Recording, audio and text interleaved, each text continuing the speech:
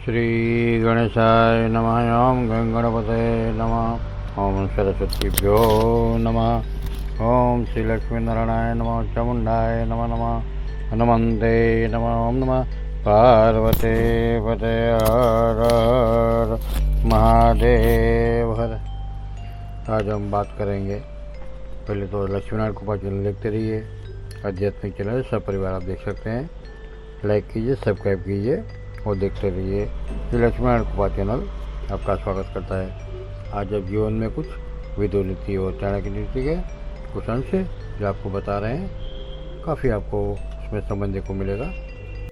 जैसे कि हमारी जो पृथ्वी टिकी हुई है सत्य के बल से टिकी हुई है, और सूर्य जो है वो सत्य के तेज से तप रहा है। सूर्य का बल वायु पे रहता है और सगुण सत्य में स्थिर होता है।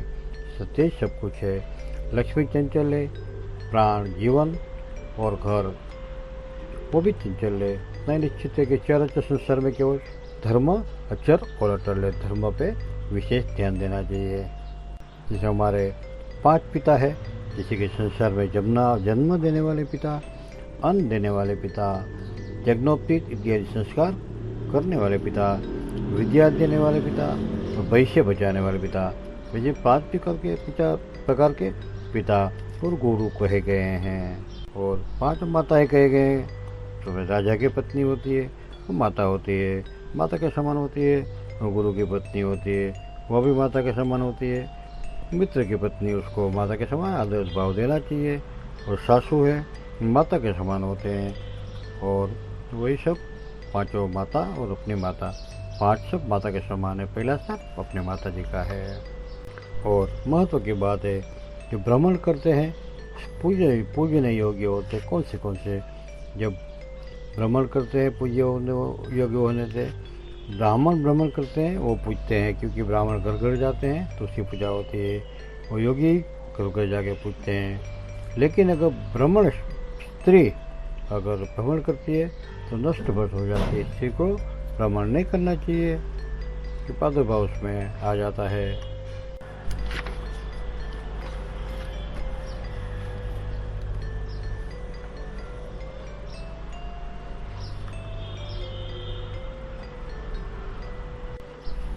धर्म जो है, जीव है कर्म करता है, उसका फल भी भोगता है और संसार में घूमता भी है।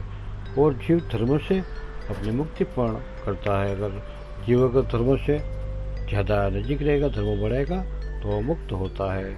और एक विशेष बात ध्यान में रहिए, राजा खुद के राज्य में अचरादा जो पापों है उसका पाप भोगता है। और पुरोहित राजा का करेला जो पाप है और पुरोहित को भुगतना पड़ता है। और पति खुद की स्त्री ने जो पाप किया होता है वो भुगतना पड़ता है। और गुरु शिष्य ने जो पाप किया है वो भुगतना पड़ता है। और धर्म में श्रद्धा रखे, भाव रखे तो कम हो जाता है। ध्यान रखे, स्त्री को पाप नहीं करना चाहिए, शिष्य को पाप नहीं करना चाहिए, राजा पुरोहित को पाप नहीं करना चाहिए। वो राजा पाप करता तो उसको ध्यान भक्ति में लगावे और वो पाप कम हो के नष्ट हो जाता है। और अगर राजा खराब है तो वहाँ सुखी कैसे हो सकती है प्रजा? वो खराब मित्र से आनंद कैसे प्राप्त हो सकता है? खराब स्त्री से घर कैसे अच्छा लगता है? और खराब शिष्य के अगर पढ़ाने से गुरु को जिसकी प्राप्ति भी नहीं हो सकती है। कार्य कोई भी अगर बड़ा है या छोटा, उसको मन लगा के करिएगा। अगर मन लगा करते हैं तो अवश्य उसमें सफल होते हैं। वो गुण है हमें शेर के पास से सीखना चाहिए। जब शिकार आता है तो ये नहीं सोचता है बड़ा है छोटा है, वो उसमें ध्यान लगा के वो अवश्य अपना काम पूर्ण करता है। और योग्य समय जागना, लड़ना योग्य समय, और बंदूक को कैसे भगाना है तो पोते झपट के किससे खा लेना है वो मुर्गे के पास से सीखिए, क्योंकि वो मुर्गा ही बनता है और लास्ट में उसका क्या होता है सब जानते हैं। तो मत करिएगा। और धन के नाश की, मन के संतोष की, स्त्री के चरित्र की, निज के वचन की और खुद का अपमान की बुद्धिमान हो वो कभी जाहिर नहीं करते हैं, क्यों जाहिर करने से बुद्धि भ्रष्ट होती है। बुद्धि भ्रष्ट होती है लेकिन उसको अपमान का सामना करना पड़ता है। अन्न, धन की लेवल देवल, विद्या का संचय और आहार, व्यवहार व मनुष्य को ले जाने के लिए वही सुखी होता है। और तीनों को हमेशा तीनों में संतोष रखिए। खुद की स्त्री के संतोष रखिए, भोजन करने में संतोष रखिए और धर्म में संतोष रखिए। ये तीनों में आपको संतोष रखना चाहिए। और अध्ययन में, जप में, दान में, भक्ति में, उसमें कभी संतोष मत रखिए। उसमें जितना भी आप संतोष रखोगे तो उसमें भक्ति नहीं बढ़ेगी। तो भक्ति में, ज्ञान में, विद्या में, अध्ययन में, जप तप में संतोष नहीं, उसको बढ़ने दीजिएगा। और आखिर में एक महत्व की बात बता रहा हूँ।